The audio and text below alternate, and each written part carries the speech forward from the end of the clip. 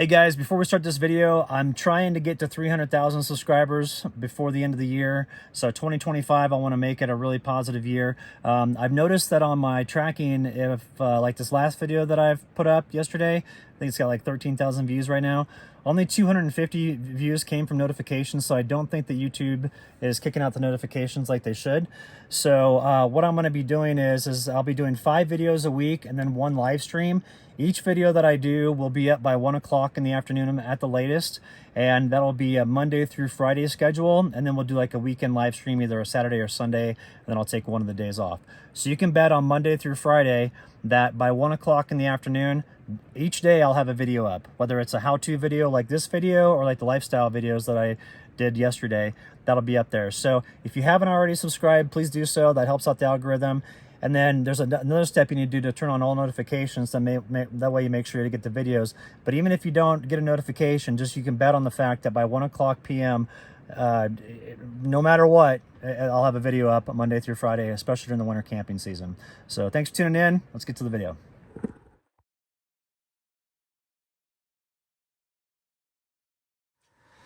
All right, I've been running the wood stove now for 3 days straight because it's been pretty cold out here. And last night it got down, well, I don't know what the temperature got down to, but this morning when we woke up at 6 a.m. it was 7 degrees Fahrenheit. And just been burning a lot of hardwoods in here. And one thing that happens is when you do that, you end up accumulating a lot of ash in the bottom and then also on the sides of your stove. And that actually makes your stove not perform very well. It makes it to where the heat can't transfer as good as it would as if the firebox was clean. Because if you look in the interior here, you'll see on the bottom that this is all fine ash on the bottom, and what that does is that acts as an insulator. And you can have a raging fire going on in here, and you put your hand on the underside of this, and it's barely warm. Like you could barely feel a little bit of heat coming out of it, whereas the top you'd feel a bunch of heat. Same with on the sides, you know, because what happens is the you kind of clear it out, and you put another piece of wood in here, the ash will kind of build up on the sides, and same thing, the heat won't come out from the sides. So it actually makes it to where you'll run your stove a lot more and you'll have less heating from it, just because, you know, you're trying to stay in front of the cold and you can't do it because your stove's operating at like, you know, 75% of what it normally would. And so what I do is I come through, and number one, before I clean my stove, I always put creosote remover in there. Creosote is the like black tarry material that will build up on your stovepipe, and then also it can drip out of your stovepipe. And some of it kind of smells like the juniper creosote smells really bad. Even though juniper smells nice because it's a cedar wood, the creosote just smells weird. And what can happen is over time that can actually build up in your stovepipe enough to where it creates almost like a gummy kind of sticky material, and that's flammable. So you can legitimately have like a fire going on in your stovepipe that you can't put out, and that's the reason why cabins burn down, tents burn down, all those things. And so you want to be real careful with that. So what I always do is I clean my stove about twice to 3 times per week when it's peak winter season out here winter camping.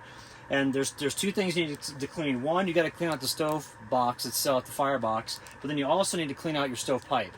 And that's where the creosote remover comes in so handy, because all I have to do is take like 1 or 2 of the little there's like a little cup in there that you put the material in. It looks like sand.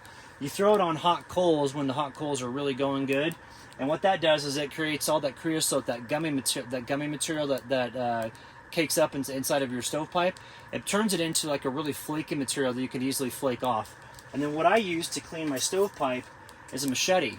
And the reason why is machetes are bendable, okay? And so the stovepipe is tapered. It goes from 5 inches to 4 inches. So you can't use a normal wire brush like you would on a normal stove that has a stovepipe that's 100% the same size the whole way up. Since it's tapered, those iron brushes don't work very well.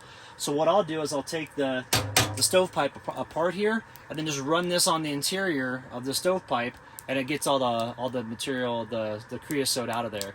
And then you've got heat coming from your stovepipe that's emanating out, and then also your stove box, your firebox, and you'll get your stove at 100% efficiency. I should have done this yesterday because last night we were pretty cold in here, even when the stove was going. You could feel it kind of over towards the door, and if you were away from the stove a little bit, just over in those areas, it wasn't very comfortable. And so that's why you always want to make sure your stove is clean. Another thing about having your stove clean, if it's like super dirty and a bunch of creosote cakes up in here, you can have backdraft, and that's how people die from CO2, exposure to CO2. Because what'll happen is the smoke has to get out somewhere. And if that stovepipe is blocked in any sort of way, even if it's just a partial block, every time you open the front of the stove here to put wood in, you'll get a ton of backdraft coming in.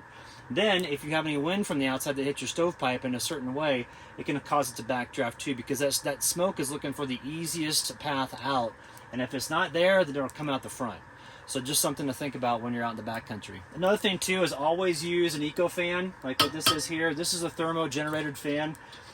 You've got the thermo generator right here, and what that is this top part up here, the way this is designed, creates a cooling effect. This is a heating effect. So the positive and negative of heat and cooling creates an electrical charge, and that's what turns this on and makes it go.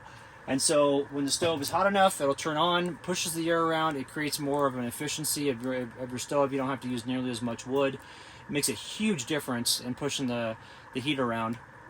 And I highly recommend it because it'll make your experience much more enjoyable. So let's go ahead and clean this out. We're going to dump everything in our fire pit out here, and then we'll take the stovepipe out too and clean that, and I'll show you how I do it, and then we'll get everything put back together.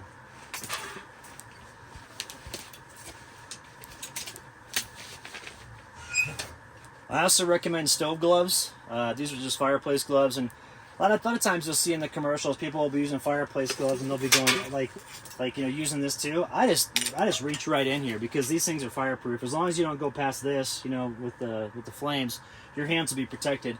Over time, it'll ruin the gloves. So after like a season, they'll get the fingers will get real stiff because all the fiberglass insulation in there will start to melt together.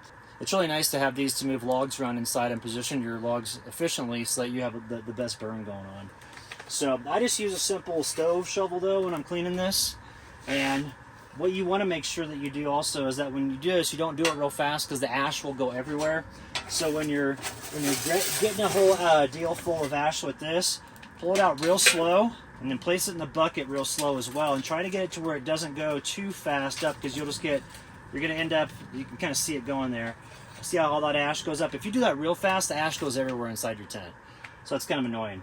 Another thing you can do too is you can take a water bottle and you can spray it on this, and it will help to keep the ash down. But I just basically do it to where I've got the front door open right now. I should probably open the side windows here just to give us the maximum amount of ventilation so this stuff gets out of here. And then we'll be in good shape. So let's just see up there like that. And then like this. And we're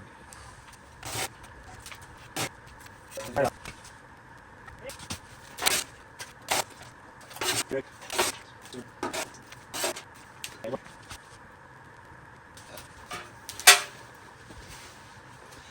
Let's take a look inside the firebox here and I'll show you just how clean we've got it. Alright, so looking inside there, you can see an old aluminum can. The reason I have that in there is that also helps with creosote removal. But you can see now how on the sides and on the bottom and everything, no ash buildup, so there's no insulation in there. That way, when I have a fire tonight, it's going to be really, really warm in here. And I'm using these firewoods that I got in Kansas from Woodchuck Firewood in Valley Center. Really cool place.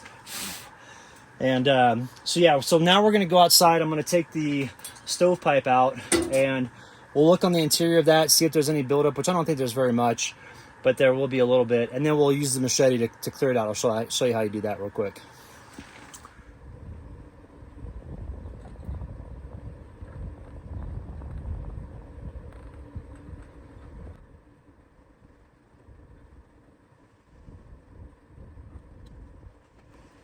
All right, so I took this out of here, and if you look through here, see how it doesn't really look like it needs to be cleaned very much because of the fact that there's hardly any buildup. I'm gonna go ahead and clean it anyway, just because I've got it out and I just might as well.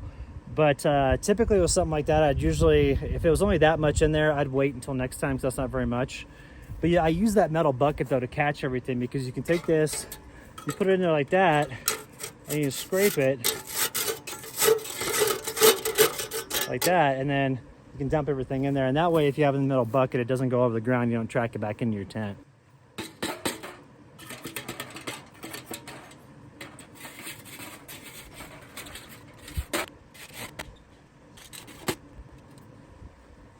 And same with this. If you look through here, very little buildup, but that's okay. And then what you can do is you can break down your stovepipe like this, and it's easy to go through it and just clean it up real quick. Like I said, not a whole lot in here, but I'll go ahead and clean it just because we got it apart. Yeah.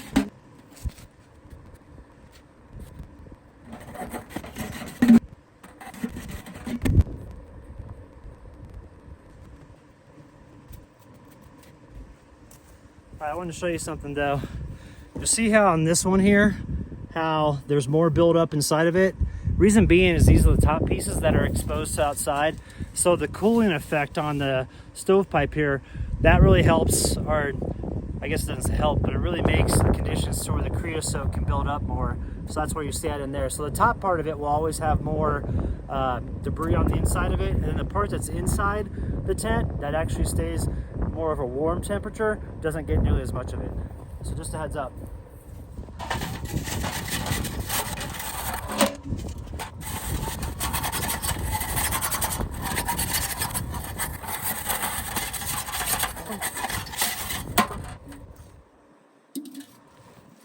This one you can really see how there's buildup. That's nothing compared to what it could be. Sometimes it's like halfway filled up in here to where there's only maybe 2 inches on the interior for the smoke to go out. So that's always a problem. But that's the start of what creosote buildup looks like in there. So just a heads up.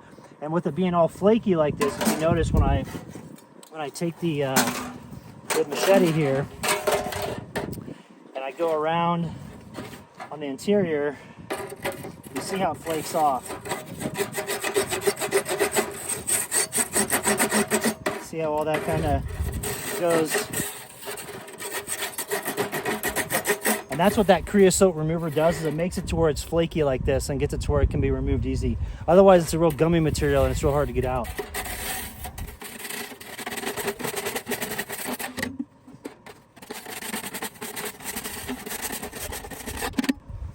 Alright, so we'll show you all the creosote that's in there. So that's what we got out of the stovepipe. Not much at all. I've had it before to where I filled up almost this entire bucket with this little black stuff.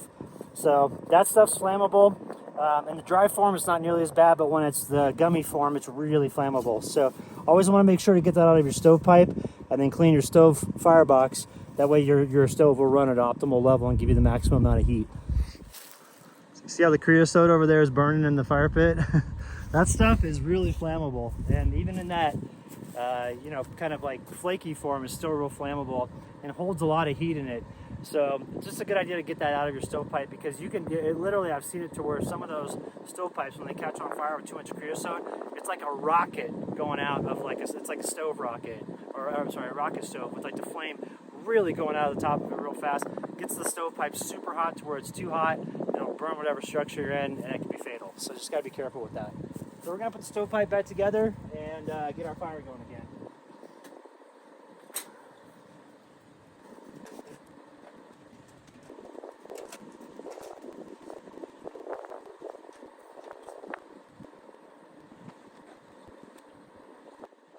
All right, everybody, that's it for today's video. Just wanted to share some tips about how to keep your stove running efficiently and giving you the maximum amount of warmth so you can stay comfortable out here. And we're going to stay out until March. And at least here in Colorado, we're going to do 2 months here and then 1 month up in Flagstaff, because Flagstaff gets clobbered in March. All right, so thanks for tuning in, everybody. Happy 2025, and I'm looking forward to a great year.